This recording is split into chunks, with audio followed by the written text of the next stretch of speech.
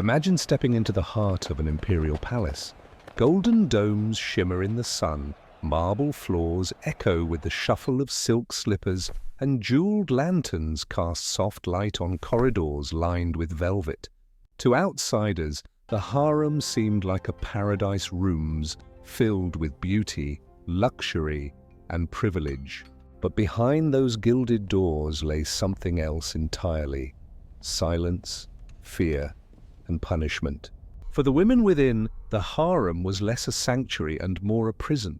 Every glance, every whisper, every act of defiance was watched. And when rules were broken, the punishments were not the grand spectacles of public squares, but hidden rituals designed to remind each woman that she belonged to the ruler, not to herself. Chains, secret cells, humiliations, even executions disguised in elegance, these were the tools that kept order behind silken curtains. But why did harems, symbols of desire and fantasy, conceal such cruelty? Why did empires craft punishments not only to enforce loyalty, but to break spirit?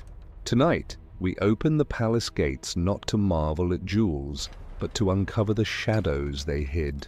Because history's most beautiful chambers often held its darkest secrets. To understand the secret punishments that lurked within harems, we must first step into their world, not the fantasy painted in art or whispered in legends, but the reality of power, surveillance, and control. A harem was never simply a space of luxury or desire. It was a carefully constructed institution, both paradise and prison, where beauty masked captivity and intimacy was bound by politics. The word harem itself derives from the Arabic haram, meaning forbidden or sacred. It designated not only the private quarters of women, but also the idea of restricted access. In empires like the Ottomans, Persians, and Mughals, the harem represented the innermost sanctum of royal power, the place where rulers kept wives, concubines, and daughters. Outsiders were forbidden entry, and even within the palace, only eunuchs and select officials could move freely through its chambers. The secrecy gave rise to myths, but behind the curtains lay a system designed to secure dynasties through control over women's lives. At first glance, life in the harem appeared enviable. Women were adorned in silk and jewels, surrounded by fountains, gardens, and music. They were attended by servants and sheltered from the hardships of ordinary life. To outsiders, the harem symbolized excess and eroticism. European travelers returned with tales of exotic beauties, lounging on cushions, entertained by music and perfumed air. Artists later painted sensual fantasies of reclining women, cementing the image of the harem as a paradise of pleasure. Yet this vision was deceptive.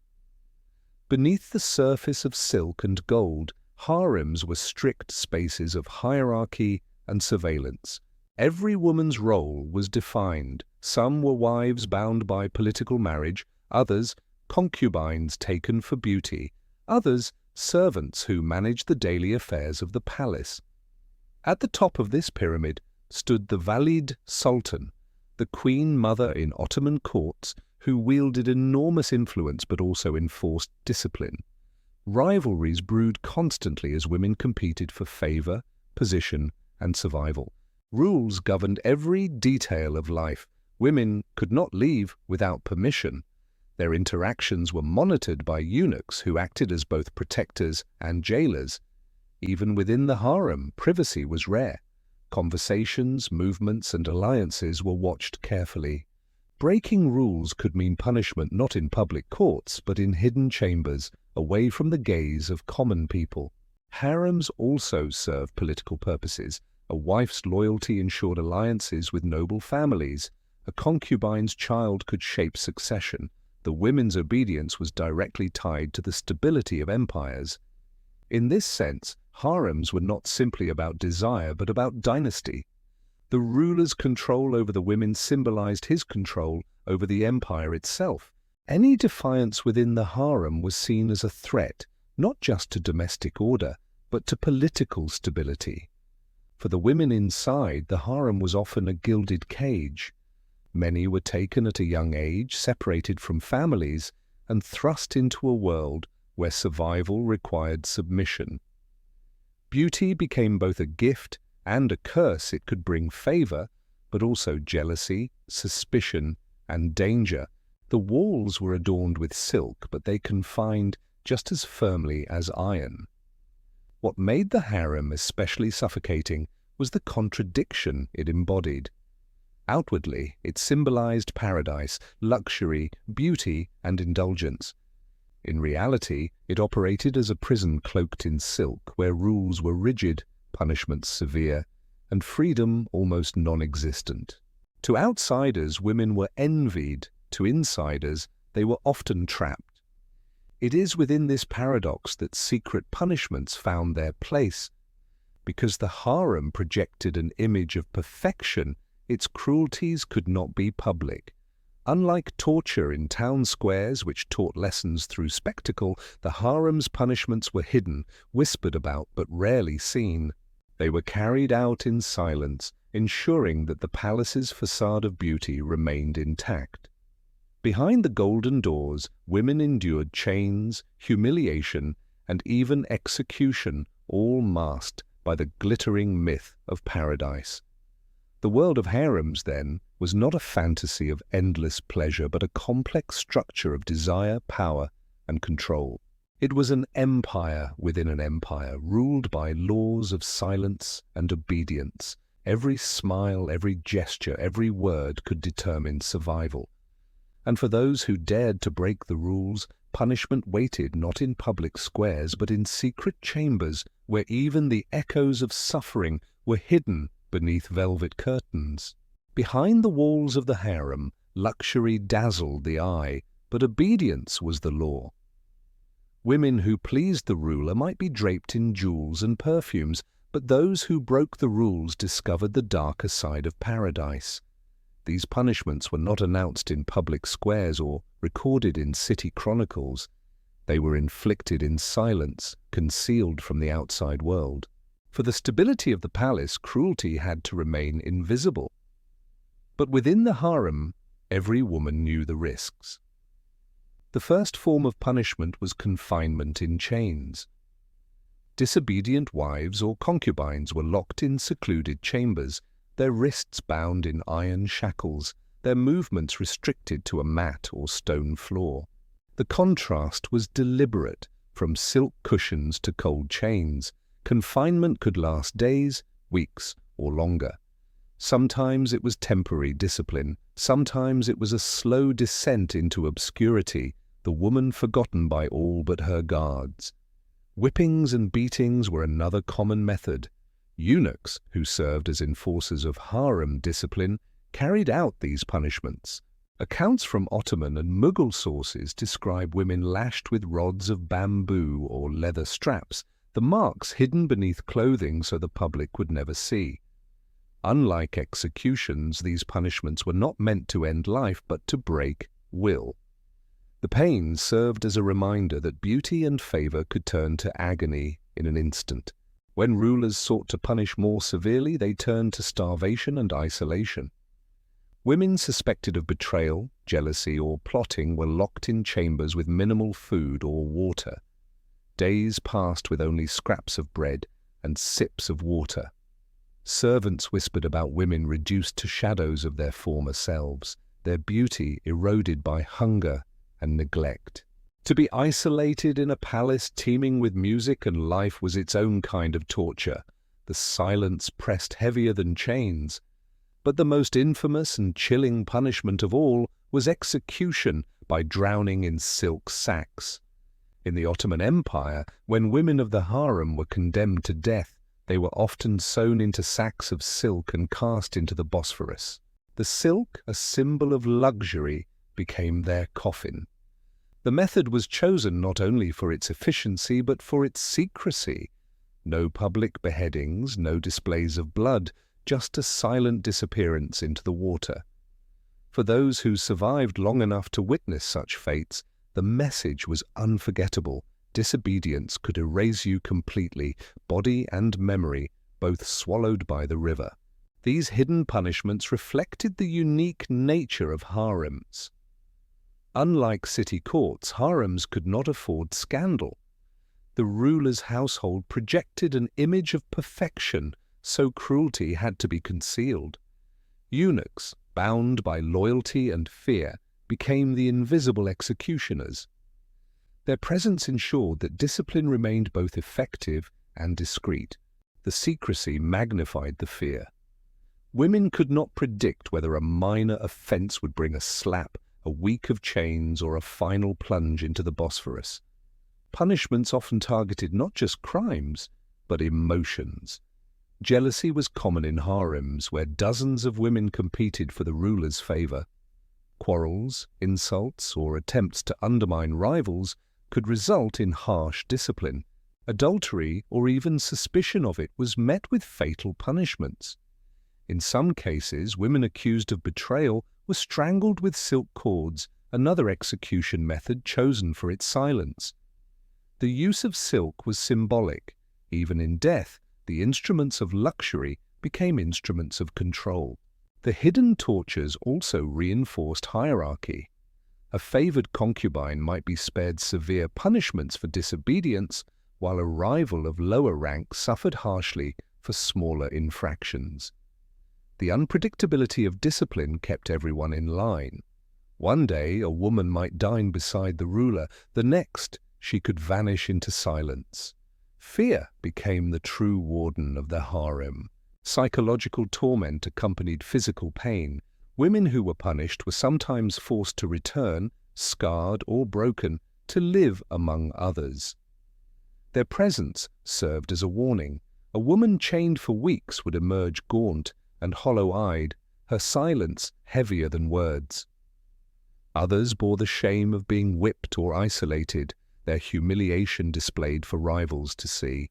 In this way, every punishment multiplied its effect. One body suffered, but many minds were disciplined. What made these punishments especially cruel was their invisibility to the outside world. European travelers might describe jeweled fountains and silk cushions, but they never saw the chained women in hidden chambers or the silk sacks drifting in dark waters. The secrecy preserved the myth of the harem as paradise, even as women inside knew it as a cage of fear. And yet the stories survived. Chronicles, rumors, and court documents occasionally reveal glimpses of these hidden tortures.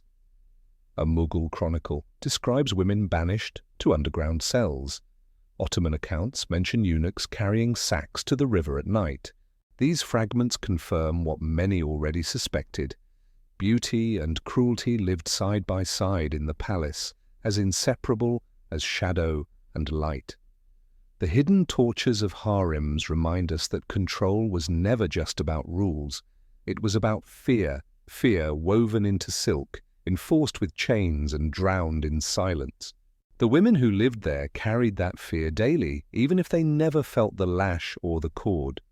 Because in the world of harems, punishment was never far away, and obedience was the only guarantee of survival.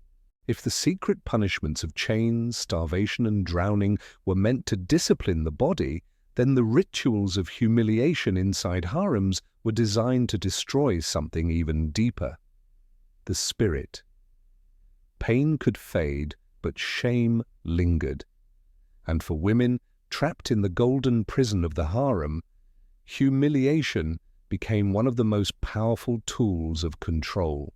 These rituals were not accidents of cruelty, but deliberate performances of dominance, meant to remind every woman that her identity, beauty, and dignity could be stripped away at any moment.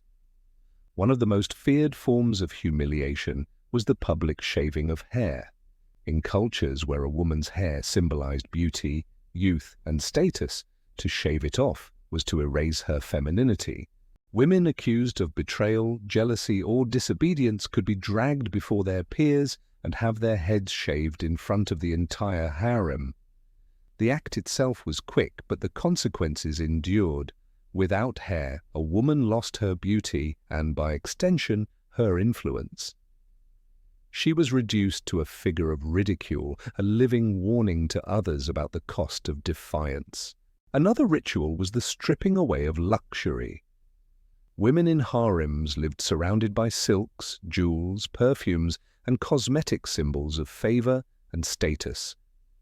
To be punished meant to be forcibly dressed in coarse garments, stripped of jewelry, and paraded before others.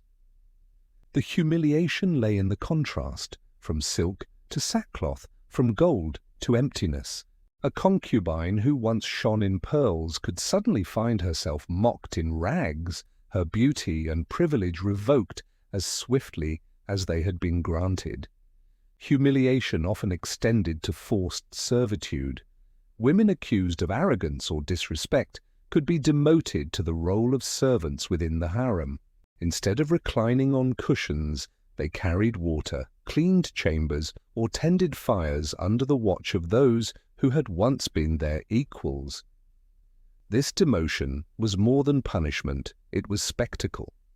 Every time a disgraced woman bowed to fetch water for her rivals, the hierarchy of the harem was reinforced. Sometimes humiliation took the form of symbolic rituals. One punishment involved forcing women to kneel for hours in central courtyards, exposed to the gaze of others.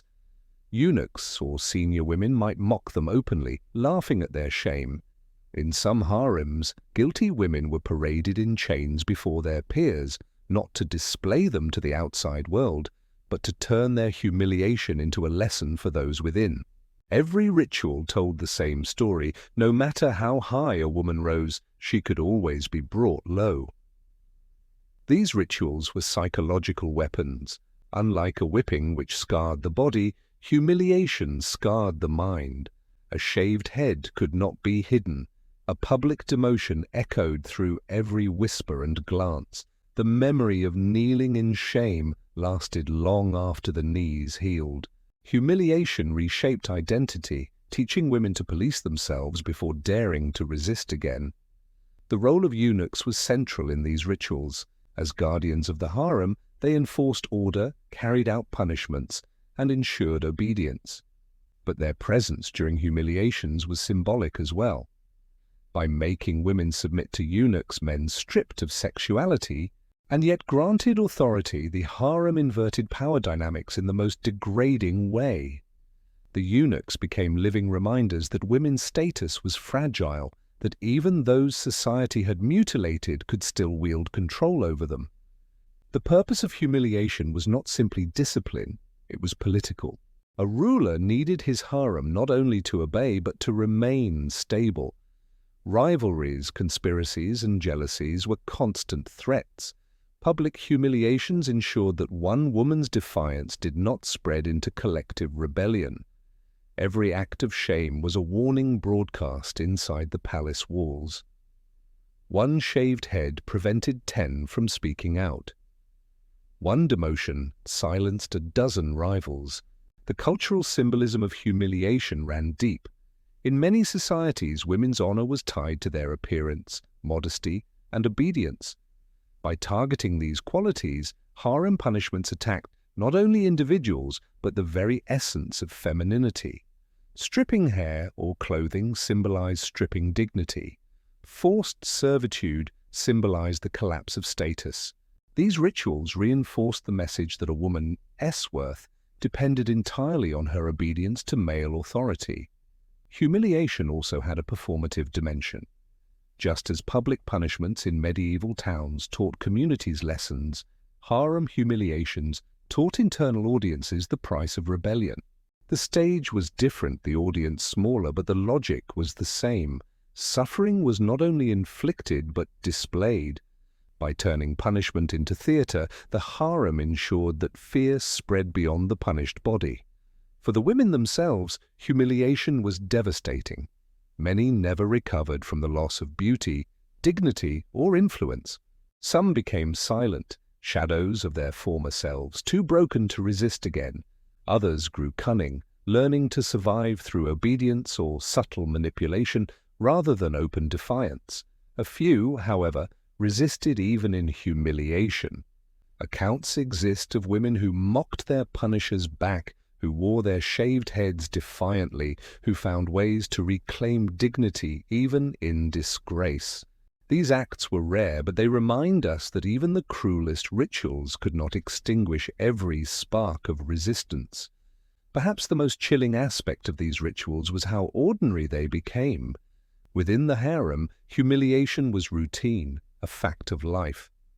Women grew up watching others punished, their fears shaped by the sight of rivals paraded in chains or stripped of jewels. The normalization of humiliation ensured its effectiveness.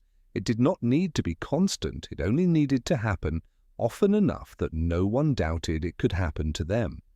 In the end, the rituals of humiliation inside harems were not about cruelty for its own sake, they were about control. By breaking women's spirit, by stripping them of dignity in front of their peers, rulers and enforcers ensured that silence and obedience reigned behind palace walls. The golden chambers may have glittered with beauty, but beneath their shine lay a darker truth. Paradise was maintained through shame. To outsiders, harems seemed like the embodiment of beauty and indulgence, but to those who ruled, harems were never simply places of pleasure. They were political institutions, carefully managed systems of power, loyalty, and succession. And within such a structure, punishments were not random acts of cruelty, they were symbols of authority, woven into the very logic of empire. To understand the darker side of harems, we must ask not only how women were punished, but why these punishments were considered necessary. At the heart of this lies the connection between women and dynastic survival. In empires like the Ottomans and Mughals, the rulers' wives and concubines were not only companions, they were mothers of future heirs. A single birth could shift the line of succession, altering the balance of power within the empire. The loyalty of women was therefore not merely a private matter, it was a political necessity. A concubine who disobeyed, betrayed, or defied threatened not only the ruler's pride, but the stability of the dynasty itself. In this context, punishment served as visible declarations of control, ensuring that no one doubted who held ultimate authority. The symbolism of punishment within harems operated on multiple levels. On the most immediate level, it reinforced hierarchy. The Valide Sultan, the queen mother in the Ottoman court, stood at the apex of female authority. Beneath her were favored consorts, then concubines of lesser status, then servants. By punishing women who broke the rules, rulers and their agents demonstrated that this hierarchy was unshakable. A woman might be draped in pearls today, but if she defied the order, she could be stripped to rags tomorrow. The contrast itself became a lesson. Power was conditional, and status fragile. On another level, punishment symbolized the ruler's dominance over desire. The harem was imagined as a place of temptation, filled with women whose beauty could sway even the most disciplined man. But the punishments showed that it was the ruler, not the women, who controlled the terms of intimacy. By chaining or humiliating concubines, he declared mastery not only over their bodies, but over desire itself. The spectacle reassured courtiers and subjects alike. The ruler was no slave to passion, but a master of it. Punishments also functioned as metaphors for governance. Just as the ruler enforced order in his empire, he enforced order in his household. A harem out of control would symbolize a kingdom in chaos. By disciplining women swiftly and severely, rulers projected the image of absolute control. In this way, the punishment of wives or concubines became an extension of statecraft. The silk cord or drowning sack was as much a political statement as a military parade. The secrecy of punishments added another layer of symbolism. Unlike public executions in city squares, which reinforced communal order, harem punishments were hidden from outsiders.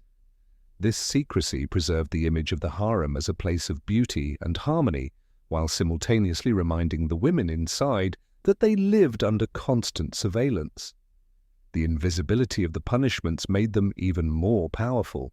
For every woman who vanished into a silk sack, dozens more lived with the fear of what might happen behind the curtains. The rituals of humiliation carried symbolic weight as well. Shaving a woman's hair was not just an act of cruelty, it symbolized stripping away her identity. Demoting a concubine to a servant role symbolized the collapse of power. Forcing her to kneel in public symbolized her submission not only to the ruler, but to the entire hierarchy of the harem.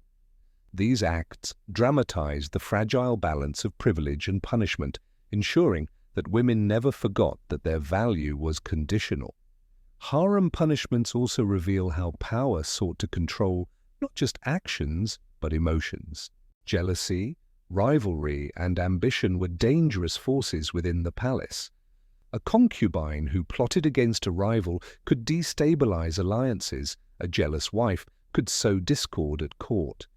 By punishing emotional defiance as harshly as physical rebellion, rulers signaled that even thoughts, desires, and feelings were subject to discipline. The body could be chained, but so too could the spirit. This reveals the broader symbolic role of women in empires. They were seen as embodiments of order or disorder, virtue or corruption. A loyal wife symbolized harmony. A rebellious one symbolized chaos. By disciplining women, rulers were not only maintaining control within the palace, but reinforcing the moral order of the empire itself. The harem became a microcosm of the state, its punishments echoing the broader logic of governance. What is striking is how these symbols endured in cultural memory. Stories of women drowned in silk sacks or paraded in chains became whispered legends, cautionary tales passed through generations. They served not only as reminders of cruelty but as warnings about power. The punishments themselves became myths, reinforcing the idea that even in spaces of luxury, authority was absolute. At the same time, the symbolism reveals the deep fear underlying the grandeur of harems. If rulers were secure in their power, why would they need silk cords and humiliation rituals? The very existence of these punishments betrays anxiety. Women's voices, desires, and alliances had the potential to destabilize dynasties. The harsher the punishments, the clearer the fear they concealed. In the end, the punishments of harems were not random acts of cruelty, but calculated symbols of power. They declared ownership of women's bodies, enforced hierarchy, and projected control over desire and dynasty alike. They were silent sermons delivered in iron, silk, and shame, ensuring that the most private chambers of the palace echoed the same message as its throne. Authority is absolute, and defiance will not be tolerated.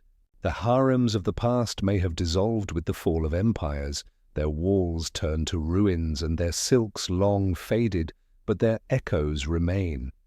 The punishments that once enforced silence and obedience within palace chambers were not erased with time. They transformed, adapted, and disguised themselves in new forms. Today, the iron shackles and silk sacks are gone, but the logic behind them, the need to control, the fear of female independence persists in ways that are often invisible, yet equally powerful. Consider first the role of silence. In ancient harems, a woman's voice could be punished with humiliation or chains. Today, women in many parts of the world are still discouraged from speaking too boldly. They face ridicule for being too loud, too opinionated, or too emotional. In boardrooms, parliaments, or even family gatherings, the invisible scold's bridle lingers. Women who assert themselves are interrupted, mocked, or painted as threats to harmony. The medieval muzzle is no longer iron, but stereotypes and biases bite just as sharply. Control over appearance also survives.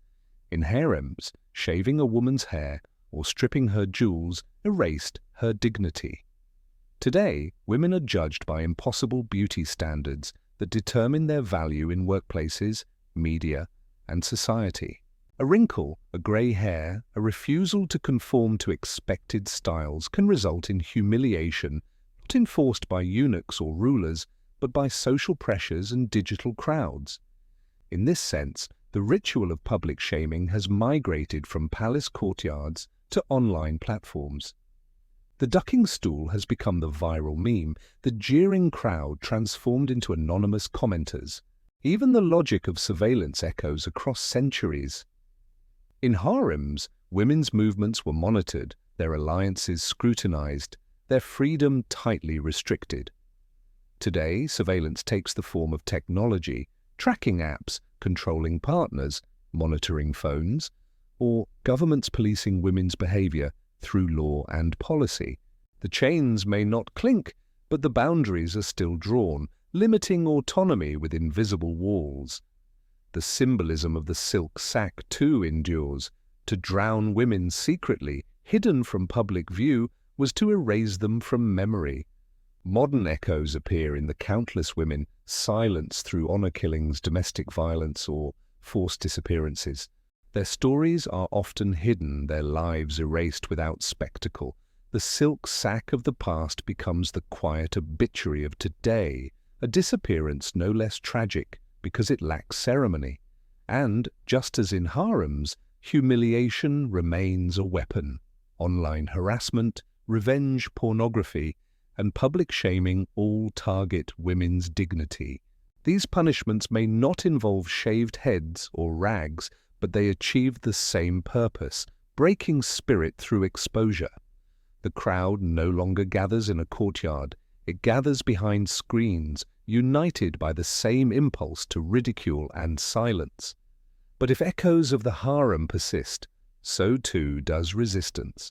The women of harems sometimes found subtle ways to reclaim dignity, mocking their punishers, forging alliances, or wielding influence behind the scenes.